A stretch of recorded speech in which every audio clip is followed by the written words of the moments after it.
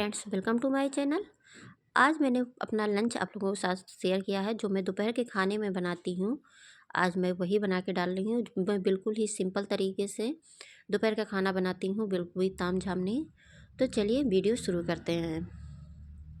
तो ये हमने बेथुआ ले लिया है। बेथुआ को हमने अच्छे से साफ़ कर लिया था। साफ़ करके इसकी पत्तियों को निकाल के धो के साफ़ कर लिया। इनको हमको काटे नहीं है, बस खाली हल्का से हाथों से दबा दिया है। ये हमने 100 ग्राम के लगभग अरहर दाल ले लिया है, जिसको आप तुअर दाल भी के बोलते हैं। और 50 ग्राम के लगभग हमने दरा हुआ उड़द ले लिया है। तो इन सभी चीज़ों को अब हम कुकर में डाल दे रहे हैं, प्रेशर कुकर में। तो सबसे पहले हम जो बथुए को साफ़ करके रखे हैं उसको डाल दे रहे हैं।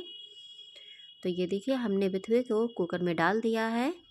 अब इसके बाद जो हमने दाल धो के साफ़ करके रखा था उसको भी हम इसमें डाल दे रहे हैं। हमने दाल को पहले से धो के साफ़ करके रख लिया था। आप चाहें तो आप दाल को भिगो भी सकते हैं, लेकिन हमने तुरंत धो के इसको इस्तेमाल किया है। फिर हमने जो दरा हुआ उड़द धो के साफ़ किया था वो उसको भी इसी में डाल दे रहे हैं। आप दाल की क्वांटिटी अपने हिसाब से कम ज़्यादा भी कर सकते हैं। आपको जो दाल पसंद हो आप उसको ज़्यादा भी कर सकते हैं और कम भी कर सकते हैं। फिर इसमें हम पानी डाल दे रहे हैं। तो ये इसमें हम 2 कप के लगभग पानी डाल देंगे, क्योंकि दाल को थोड़ा सा गलने में समय लगता है। तो इन सभी से तो ये देखिए इस तरीके से हमने 2 कप के लगभग पानी डाल दिया है। अब इसी समय हम दाल में नमक भी डाल देंगे। तो नमक आप स्वादानुसार डालिएगा, जितना भी आपका दाल हो आप उसी हिसाब से नमक डालिएगा। तो ये देखिए हमने दाल में नमक भी डाल दिया। नमक को हल्का सा हाथों से मिक्स कर दे रहे हैं, ज़्यादा नहीं, बस हल्का सा मिला देंगे पानी में। फिर ढक्कन लगा दे रहे हैं। ढक्कन लगाकर इसको हम तेज़ आंच पर सीटी आने तक पका लेंगे। जब इसमें सीटी आ जाएगा तो इसको हम धीमी आंच पर 7 से 8 सीटी आने तक पका लेंगे। तो जब तक मेरा सीटी आ रहा है तब तक हम सब्जियों को काट लेते हैं। तो ये हमने एक शिमला मिर्च ले लिया है और एक प्याज ले लिया है। तो ये देखिए इस तरीके से हम शिमला मिर्च को जो ऊपर वाला पार्ट है उसको अलग कर दे रहे हैं, और जो इसका बीज है इसको हम इस तरीके से काट कर निकाल लेंगे। तो ये सारे बीज को हम अलग कर देंगे। तो ये देखिए हमने सारे बीज को निकाल लिया है। अब इस तरीके से हम शिमला मिर्च को 2 टुकड़े कर दे रहे हैं, और ये इसका भी ऊपर वाला हिस्सा हम अलग कर दे रहे हैं, और इसको छोटे छोटे पीस में हम काट लेंगे। तो ये देखिए इस तरीके से हम छोटे छोटे पीस में काट लेते हैं। तो ये सारी सब्जियां मेरी कट गई हैं। तो ये हमने शिमला मिर्च, प्याज और आलू हमने उबाल कर मेरे पास रखा हुआ था, तो हमने उबला हुआ आलू ले लिया। आपके पास अगर उबला हुआ नहीं तो कच्चा आलू भी आप यूज़ कर सकते हैं। एक टमाटर हमने ले लिया है, 4 से 5 कलियां लहसुन की है, एक हरी मिर्ची और एक प्याज। इन सभी चीज़ों को हम थोड़ा सा पानी डालकर मिक्सर जार में पीस लेते हैं। तो ये मसाला मेरा पिस गया है। अब हम गैस पे एक कढ़ाई रख दे रहे हैं और गैस की आंच तेज़ कर दे रहे हैं। फिर आधा चम्मच हम तेल डाल दे रहे हैं, बहुत ज़्यादा तेल नहीं डालेंगे अभी। तो आधा चम्मच ही डाल लेते हैं। फिर हमने जो शिमला मिर्च काट के रखा था उसको हम पहले फ्राई कर लेते हैं। तो सारी सब्जियों को आप धोकर ही साफ़ करके ही यूज कीजिएगा। तो ये देखिए हमने शिमला मिर्च कढ़ाई में डाल दिया है, और अब इसको हम हल्का सा फ्राई कर लेंगे ताकि इसका कच्चापन निकल जाए। तो ये देखिए शिमला मिर्च मेरा हल्का सा फ्राई हो गया है, इसका कलर भी चेंज हो गया है। अब जो हमने प्याज काट के रखा था उसको भी हम इसमें डाल दे रहे हैं, और उसको भी हम फ्राई कर लेंगे, ताकि जब तक प्याज का कलर चेंज नहीं हो जाएगा तब तक हम इसको भी फ्राई कर लेंगे। तो ये देखिए प्याज भी मेरा हल्का सा कलर चेंज हो गया है। अब जो हमने आलू काट के रखा था इसको भी हम इसमें डाल के फ्राई कर लेंगे। तो ये देखिए सारी सब्जियों का कलर चेंज हो गया। अब इसको हम एक बर्तन में निकाल लेते हैं। तो अब इसको हम एक प्लेट में निकाल लेते हैं सारी सब्जियों को। तो इस तरीके से हल्का सा फ्राई करने से क्या होता है कि ये कच्चा नहीं लगेगा, सब्जियों में कच्चापन नहीं आएगा और सब्ज़ी बहुत ही टेस्टी बनेगी। तो ये देखिए हमने सब्जियों को निकाल लिया गया। अब सेम उसी कढ़ाई में फिर से हम 1 चम्मच तेल डाल देते हैं। तेल हमने बहुत ज़्यादा यूज नहीं किया है, एक एक चम्मच करके ही हमने थोड़ा थोड़ा ही डाला है। ये हमने सरसों तेल लिया है, आप कोई भी तेल यूज कर सकते हैं जो तेल आपको पसंद हो। फिर हम इसमें आधा चम्मच जीरा डाल दे रहे हैं। ये आधा चम्मच हम हींग डाल दे रहे हैं। हींग से इसका फ्लेवर बहुत ही टेस्टी आता है। और अब इन सब चीज़ों को हम गर्म हो जाने देते हैं। फिर से हम इसमें 1 चम्मच बेसन डाल दे रहे हैं। तो हमने एक छोटा चम्मच बेसन डाला है, बेसन बहुत ज़्यादा नहीं हमने डाला, बस हल्का सा थोड़ा सा मसाला गाढ़ा करने के लिए डाला है। तो अब बेसन भी मेरा हल्का सा भुन गया है। तो जो मसाला हमने पीस कर तैयार करके रखा था उन मसाले को अब इसी तेल में हम डाल देते हैं। तो ये देखिए जो हमने पेस्ट बना के तैयार करके रखा था इसको हम इसमें डाल दे रहे हैं, और इसको भी हम हल्का सा भून लेते हैं। तो इन सारी चीज़ों को हम अच्छे से भून लेंगे ताकि इसका जो कच्चापन है वो निकल जाए और उसमें एक अच्छा सी खुशबू आने लगे। तो ये देखिए मसाला मेरा अच्छे से भून गया है। तो अब हम इसमें थोड़ा सा पानी डाल दे रहे हैं। जिसमें हमने मसाला पीस के रखा था उसी जार से हम इसमें थोड़ा सा पानी भी डाल दे रहे हैं खंगाल कर। और अब हम इसमें कुछ मसाले डाल दे रहे हैं।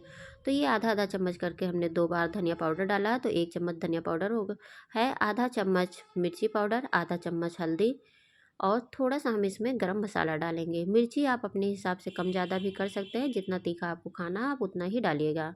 फिर हम स्वादानुसार नमक डाल दे रहे हैं और इन सभी चीज़ों को हम अच्छे से मिक्स कर लेते हैं, ताकि मेरा सारा मसाला अच्छे से मिक्स हो जाए। तो ये देखिए हमने मसाले को मिक्स कर लिया। अब धीमी आंच पर इसको हम 2 मिनट के लिए अच्छे से भून जाने देते हैं। तो ये देखिए मसाला मेरा अच्छे से भून गया है और मसाले ने तेल भी अच्छे से छोड़ दिया है। तो ये देखिए इसका कलर भी अच्छा से चेंज हो गया है मसाला भुनने के बाद में। तो मसाला आप एक बार बीच में चला भी लीजिएगा, नहीं तो मसाला अगर पता चल मतलब ऐसा लगे कि जलने लग रहा है। तो अब जो हमने सब्जियों को फ्राई करके रखा था उनको भी हम मसाले में डाल दे रहे हैं। तो ये देखिए मसाले में डालने के बाद में हम इस तरीके से सभी सब्जियों को मिक्स कर लेते हैं। अगर आपको सूखा खाना होगा, ड्राई खाना होगा, तो इसी में हल्का सा पानी डालकर आप सूखा ड्राई भी बना सकते हैं। अगर आपको ग्रेवी वाला खाना है तो आप इसमें पानी डाल दीजिएगा। तो हम इसको थोड़ा सा लटपट ही बनाएंगे, ना बहुत ज़्यादा सूखा बनाएंगे और ना ही बहुत ज़्यादा तरी वाला बनाएंगे। तो ये देखिए हमने थोड़ा थोड़ा सा करके पानी डाल दिया है। पानी हमको जितना लगेगा हम उतना ही डालेंगे, बहुत ज़्यादा पानी नहीं डालेंगे। तो ये देखिए हमने थोड़ा सा पानी, अब इसको ढक्कन लगाकर धीमी आंच पर हम इसको 5 से 7 मिनट तक पकने देते हैं। तब तक हम अपना दाल देखते रहे हैं कि दाल मेरा हो गया कि नहीं। तो ये देखिए हमने प्रेशर कुकर का ढक्कन निकाल दिया है और ये देखिए दाल मेरा अच्छे से गल गया है, मिक्स भी हो गया है। ये थोड़ा सा जो उसका भाप वाला धुआं उठ रहा है उससे आपको अच्छे से नहीं दिख रहा होगा, लेकिन ये दाल मेरा अच्छे से हो गया है। तो अब इसको हम एक बर्तन में पलट लेते हैं।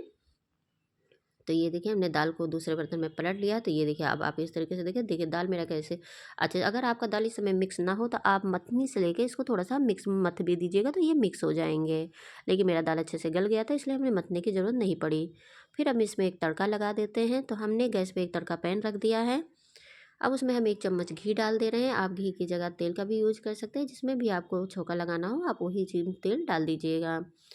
फिर हमने ये 4 कलियां लहसुन की ले ली हैं, 4 से 5 कली। तो आपको लहसुन अगर नहीं खाना होगा तो आप स्किप भी कर सकते हैं, और इनको हम काटेंगे नहीं, बस हल्का सा क्रश कर देंगे।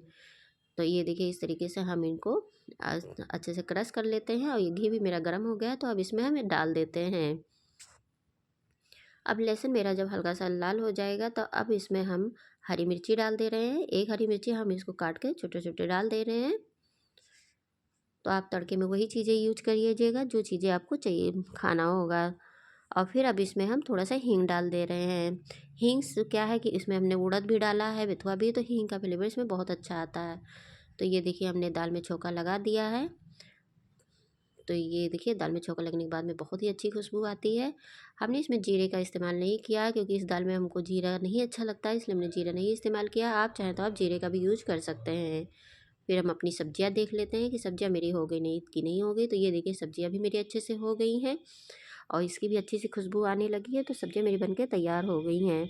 अब इस समय हम इसमें धनिया की पत्ती डाल दे रहे हैं और धनिया की पत्ती डालकर हम इसमें सब्जियों में अच्छे से मिक्स कर लेते हैं। तो ये देखिए हमने सब्जियों में धनिया की पत्ती डाल के मिक्स कर लिया है। अब सब्जी मेरा बनके तैयार हो गया है।